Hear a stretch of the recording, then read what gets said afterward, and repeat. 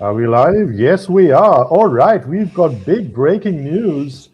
In the past half an hour, we've got this post from Elon confirming the big news. He says, just started Tesla Robotaxi drives in Austin with no safety monitor in the car. Congratulations to the Tesla AI team. If you're interested in solving real world AI, which is likely to lead to AGI, in my opinion, join Tesla AI. Solving real world AI for Optimus will be 100x harder than cars. He reposted Tesla 99T's post with a video where he says, I'm in a robotaxi without safety monitor. This is massive news. This is what we've been waiting for so long. It's finally here. Brian Wong with me, Gustav Anderson, and Phil Truby. We're going to look at this for you. Fantastic. Quick reactions round the panel. Brian, let's start with you. So clearly, the stopping of FSD purchases in the middle of February that they announced a few days ago clearly indicates that they were preparing for this confident move, that they would remove the safety monitors. I think it's all coming together for FSD. He also said that next month it would have European and China approvals, which if you're doing unsupervised here, and insurance companies like Lemonade are saying that you're twice as safe, that approvals will be coming, and that China approval combined with this, I anticipate, will end purchases stopping in a month, will mean a pull forward of possibly 100,000 FSD sales in February. That people will pop and commit to it because it's good enough to be unsupervised, and they know it's going to happen. So, and that would be profit for like 100,000 cars. 100,000 FSD sales 1-to-1 is the profit of a car. So that's a huge financial impact, which we already see the pop. Okay, so a little backstory. I was actually recording a chat with Brian when this came out, and thanks to Gustav for alerting me to it. And just as soon as I got off, I saw this message from Gustav, and I was like, "Whoa, we gotta go live on this." So thank you, Gustav. You're joining us from Sweden. We've Yeah, just heard the possibility of Tesla FSD in Europe next month, along with China. Big news. What's your take? yeah. So we've been waiting quite some time. The FSD in Europe is basically autopilot, the old version. This irrelevant to what level you buy. We still have it on a discount compared to the US. We pay like 7,000 euros, I think, for the full FSD package, but it's not since it just goes straight. But yeah, exciting. EU is kind of like if it gets approved in one country, it would be a lot easier to get it to the entire of the EU. Living in Sweden and knowing the conflict that has been going on for some years, it might be that my home turf will be later on the ball. And we have quite a lot of snow this time of year. So in a month, I expect it to be put to the test. We've seen some blizzard, Videos. they call it blizzards. I Yeah. don't call it blizzards, the videos I've seen so far, but at least it's snow on the roads. So it's going to be exciting. And so that was my main take first, like, oh, yeah, it's coming to EU in a month. And then he came out with this uh, unsupervised in Austin, kind of building on to our expectations. So yeah, happy to see it. Yeah. Can't wait to download it to my own Model 3. Yeah, yeah. And Phil Truby, of course, is driving on the road somewhere. No snow, but you're on FSD, aren't you, Phil? I sure am, and just kind of giving you a peek of what I'm doing. So yeah, found out about this news while I was driving on full self driving, supervised, but frankly, I'm barely paying attention. The FSD is so good these days that I can do lots of other things like participate on a stream here. Um, it's and I'm holding the phone in my hand too. I believe the system is just doing eye tracking here. So as long as I look ahead every once in a while, it's happy. We're so close to unsupervised. Obviously, Tesla thinks it's good enough for unsupervised now in Austin.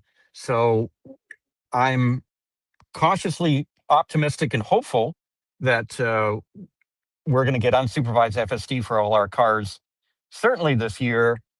And yeah. Yeah, absolutely. So, since you're in your car on supervise, what's your take on the long march of the nines?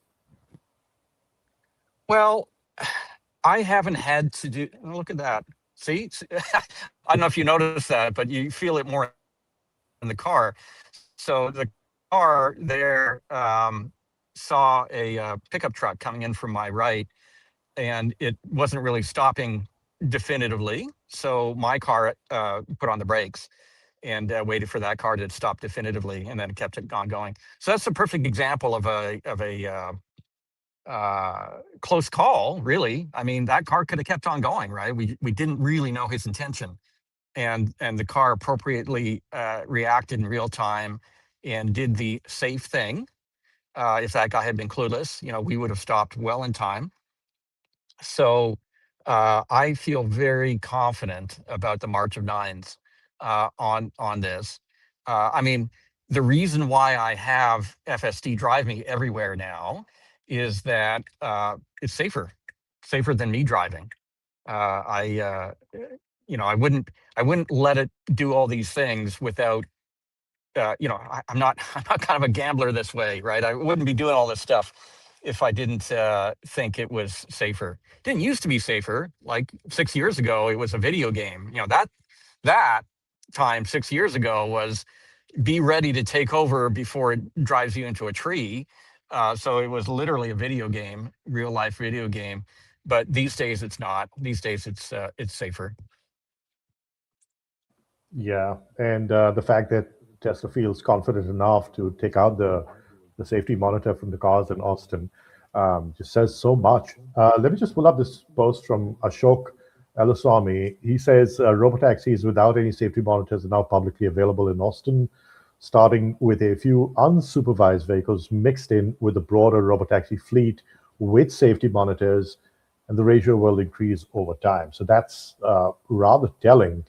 The fact that they've not just gone the whole hog, it's a mix. Not too surprising. They're stressing a lot on safety. They want to be very careful. The last thing you want is the media to get a hold of any slip up by a Tesla car without a safety monitor in it, because the media is really brutal when it comes to Tesla Robotaxi, unlike others like Waymo.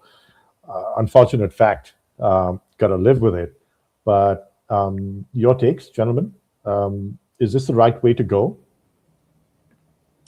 I mean, it feels like they're a bit over cautious at the moment. I mean, they've delayed it a bit longer than they expected, and yeah, I'm happy that they don't go too fast. But I mean, there are so many reports of it being very, very good. So I have a hard time believing that in Austin, of all places, you really need the supervised version still running.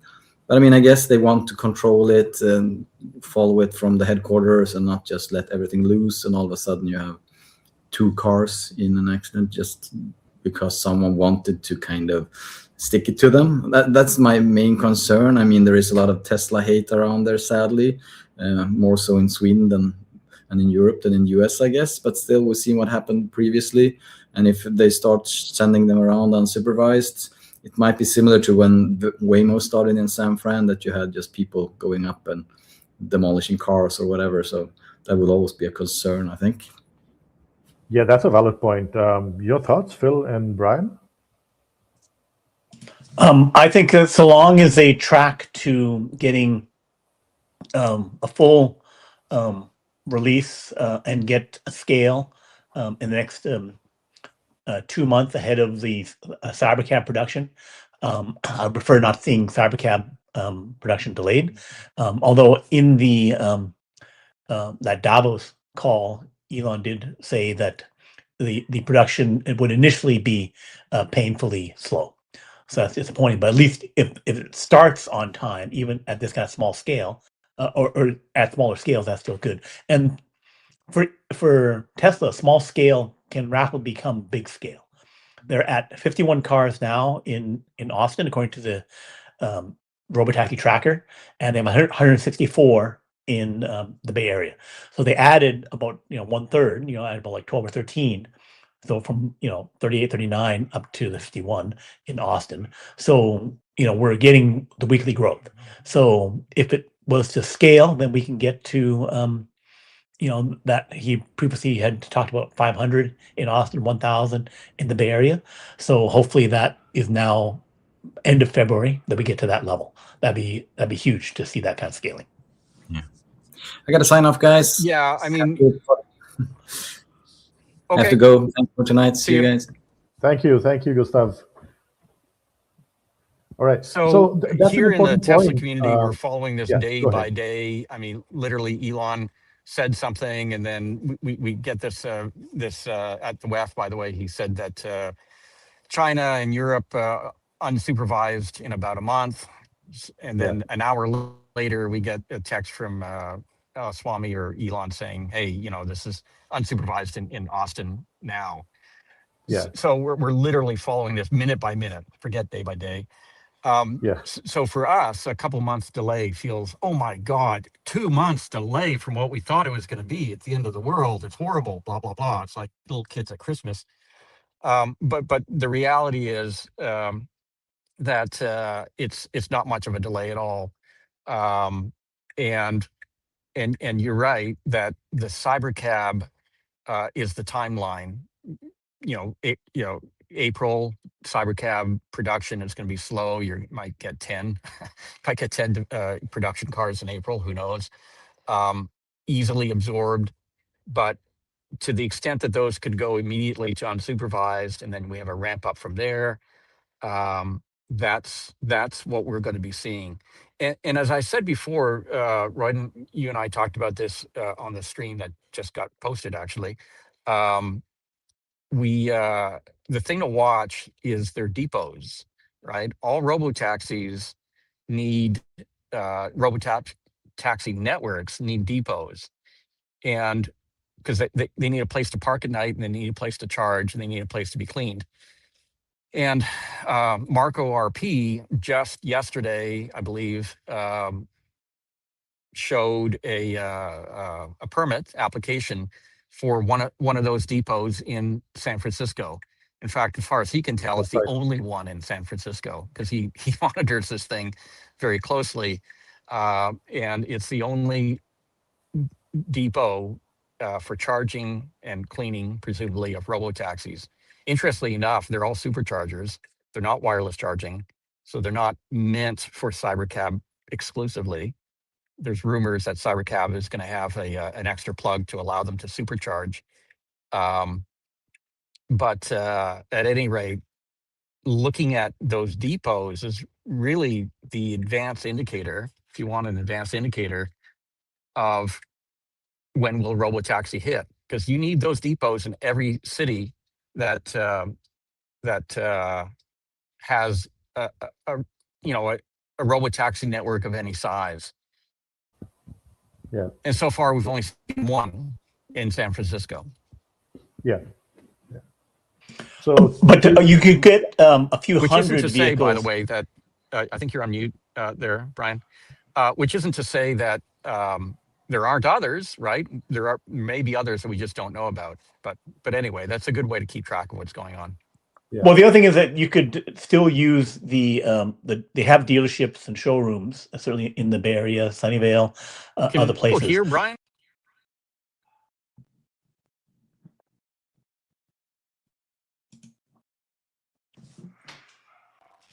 Man.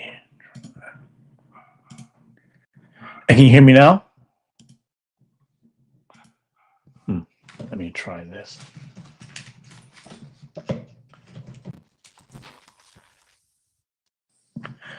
And can you hear me? I can't hear Royden, actually. Can you hear me now? I can hear you now, yeah. All right, cool. So while we're waiting for all of this to be sorted out, the audio problems, I just wanted to bring up this post from Elon. This is from yesterday.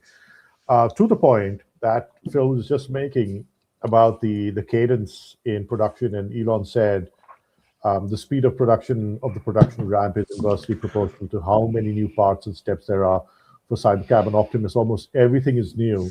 So the early production rate will be agonizingly slow, but eventually end up being insanely fast. So I think we still have to kind of be circumspect about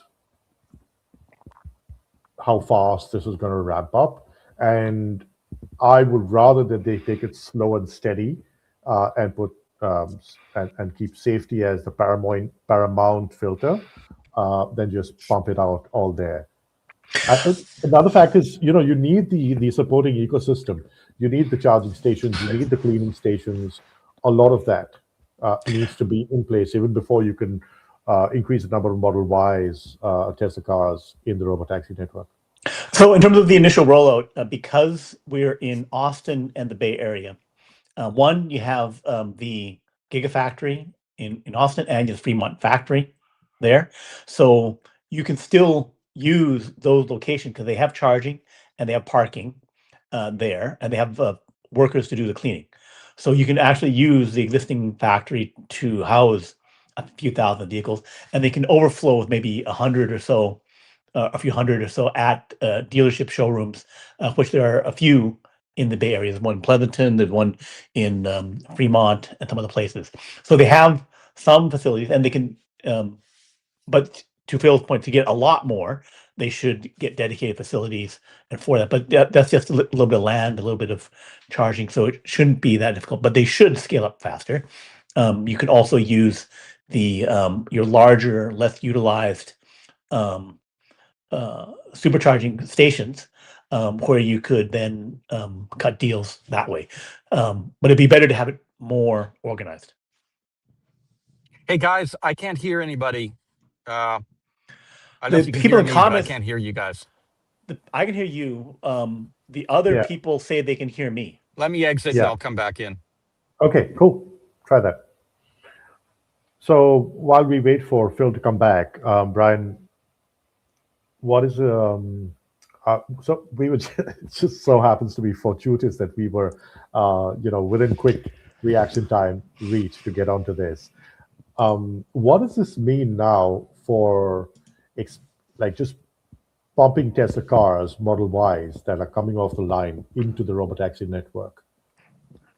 So I mean, everybody's focusing on the Cybercab, right? But then we're still a couple of months off, at least from the first Cybercab. So Tesla can do so much already with the Model Ys.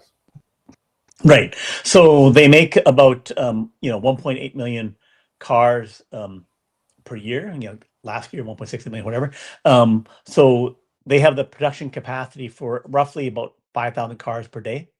And of those, about 2,000 are probably in the United States. So you could divert 500,000 cars per day pretty easily if they had the need. So getting to that point, and also they have extra capacity. They have capacity to make more cars in Austin, Model Ys and other vehicles, than they currently making. They're underproducing, and then I think they can just add shifts in Berlin, and they could like double or triple the number of cars they make. So getting to large number of vehicles, when they're ready to fully scale and go hard, is they can get 2,000 of cars per day. Yeah. Well, there's the policy aspect as well, which is another layer. I think it was last week, around the 12th or the 13th of January, that you had the House subcommittee hearing on the autonomous vehicle policies. It was actually a bunch of considerations that were on the table, but primary one was to ramp up the number of autonomous driverless vehicles to 90,000. Yeah. And Tesla, the understanding is that Tesla would take the lion's share because they're just positioned to do so, unlike Waymo and others. Yeah. Waymo has about 2,500 vehicles. For them to scale an extra 1,000 or 1,500 vehicles in a full year, that would be the limit for what they do, because they have to hand modify each car. It's like a customized car where they only make about 10, 20 vehicles per day where they modify it. I said, 5 vehicles per day, where you get to 1,500. So they have a very low capacity to add LiDAR and other sensor kits onto it. So so Tesla can scale literally 1,000 times faster than Waymo. Yeah. So what's the next step? Is it going to be? So we've had Austin now. Where do you think we're going to see this next? Unsupervised. Yeah. I think California has some more stringent stuff. They need to submit more data. So I think gathering the data in Austin, then delivering it, and then also having the supervised safety driver vehicles in California. I expect about 3-month delay or more in California. Texas is Remember, all the Tesla AI team had to do a lot of edge cases, a lot of fine tuning for the Austin area, right? Before they were comfortable enough to deploy it today. So they would need to, I would imagine, adopt a similar modus operandi for, let's say, the Bay Area and others. Right. So they also said that if they start another city, that they'll again go slow and cautious. So in theory, regulatory wise, they could do the entire state of Texas. But I think if they were to start up, Dallas or Houston or any other city, which they're doing mapping of, and have preparing testing vehicles there, I would expect that they would take at least 3 months to have again a supervised safety monitor situation, because they're not even fully unsafety monitored in Austin yet. So however long that takes, so I still see relatively slow action over the next 2-3 months. Yeah, because I keep coming back to this line where Ashok says starting with a few unsupervised vehicles mixed in with the broader robotaxi. I think they're still very, very cautious. They still have a lot of the nines and the long tail of nines to work out. And so we've seen the stock pop. I'm just going to do a quick check of where the Tesla stock is right now. We saw it pop up to 448. This was earlier. Hang on. There we go. It's around 447, right? Okay, so there was a bit of profit taken, I'd imagine, once it popped. So between us, I was kind of anticipating that we'd hear a little more about today's event, which is the without the safety monitors in the cars at the earnings call. That's next week. What do we look forward to now at the earnings call? So I think that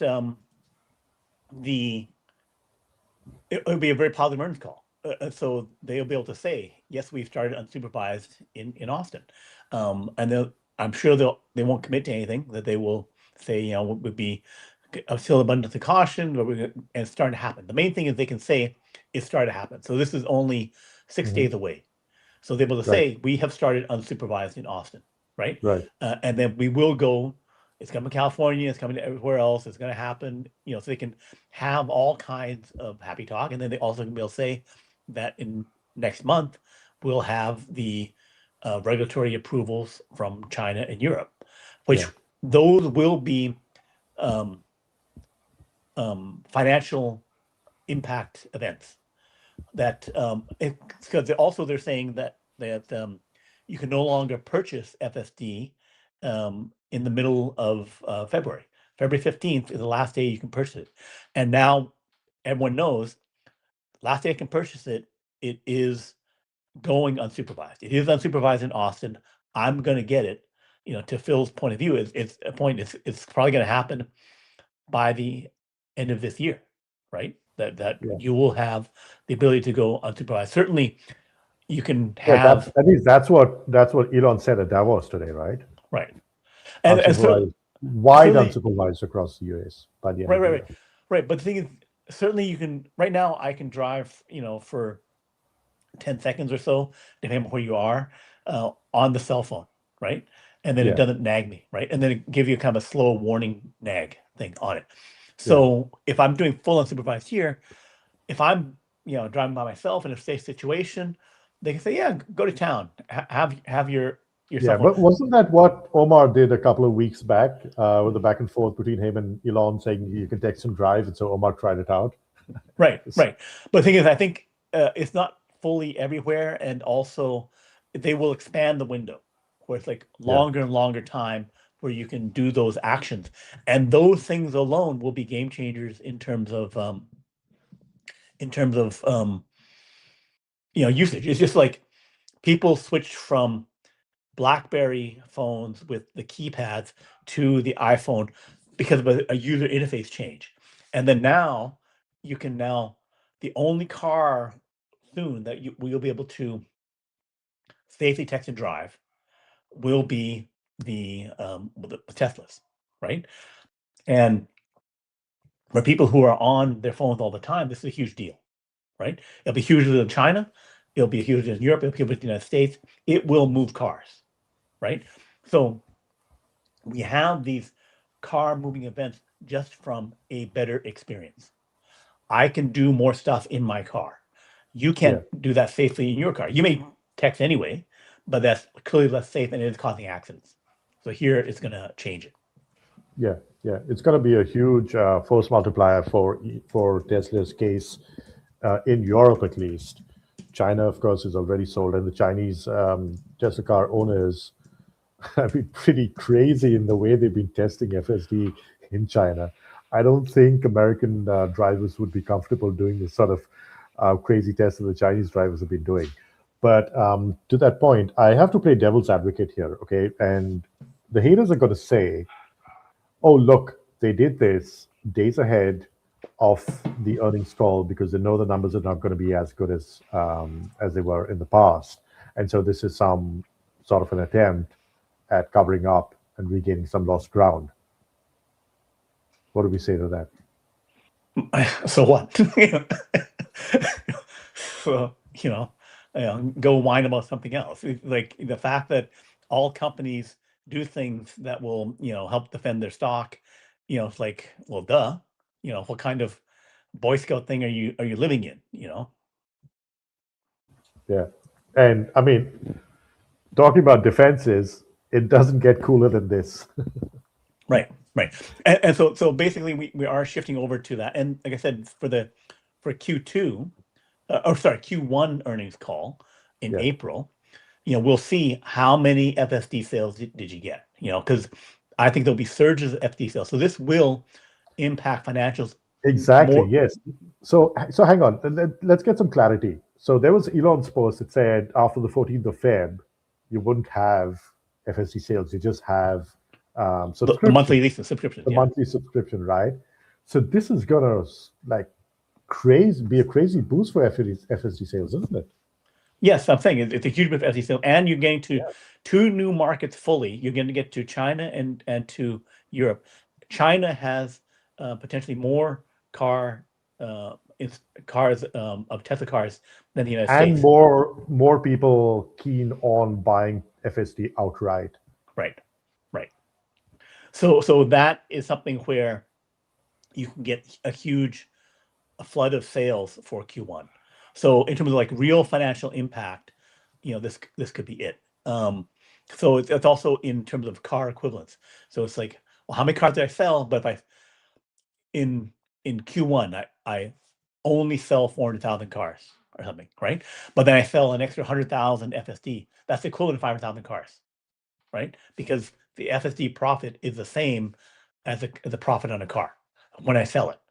So that could be, a huge, the financial numbers could look a lot better. FSD also, if I get attachment rates up from 12% up to 30%, right? That's worth, if I do it in China and in the United States, across my my install base, because let's say it's only Harbor 4 vehicles, I get this bump up. Well, that's 3 million cars, and if I get 20% more adoption of FSD on 3 million cars, that's 600,000 subscriptions, and then another double that in China. So that's 6 million 5 million cars, and we're doing 20%. That's 1 million subscriptions. 1 million subscriptions is over $1 billion of subscription revenue, right? So these are margin moving, profit moving situation just from the FSD part of it alone. Yeah. And of course, shout out to Tesla 990 for this video. I think I don't know if he was the first to take a ride in the robotaxi without the supervisor. But boy, oh boy, this one is for the history book. Oh, there's a lot of people, a lot of Tesla people in Austin. Yeah. And so I think for that in Austin, it would be like, it seems like you would be requesting vehicles all the time till you get one that has no safety monitor in it. It's only 51, so it's It's like gonna be a feeding frenzy. you got only like five requests max, and then you have Yeah, no. All right, brilliant. Okay, so what are we missing here? Give us the big picture. like I said, this is a justified pop. It's gonna keep progressing more. This is the dam breaking on all the robotaxi stuff we're talking about. That we need FSD 14.3. We need tanks parameter. Which hopefully will happen next month. We need to have a lot more cars and a lot more unsupervised vehicles in Austin and in the Bay Area. Yes, it'll be only drip progress, but each drip will be significant, and it can lead up to significant numbers of cybercabs. If cybercab only makes 100 per month, well, that's 100 that need to be unsupervised. We can certainly go to the that maximum limit of like the U.S. limit saying 90,000 vehicles, right? If only 5,000 go to everyone else, 85,000 can be Tesla this year, and then they'll bump it up again and say, okay, now we have more. So it is the new age of Tesla as an autonomous AI, physical AI company. Couldn't have put it better myself. Thank you. You're welcome. All right, so I think we'll log off now. That's been brilliant. Thank you so much, Brian. Thank you to Gustav and also Phil, especially Phil for giving us the ambience of and the experience of reacting to Robotaxi in Austin without supervisors while he was driving on supervised FSC in his car. So listen, if you guys want to keep up with us, please follow, like, do the regular stuff. We'll try and get as much reactions as possible as we move into the week of the earnings call. That's next week. A lot of excitement. I think this is going to be a crazy year. We said it. We were anticipating it. The cadence of news is going to be crazy. Lo and behold, this is just the third week of this year. Can you believe it? Okay. Thank you, Brian. Thank you. Till next time. Bye-bye.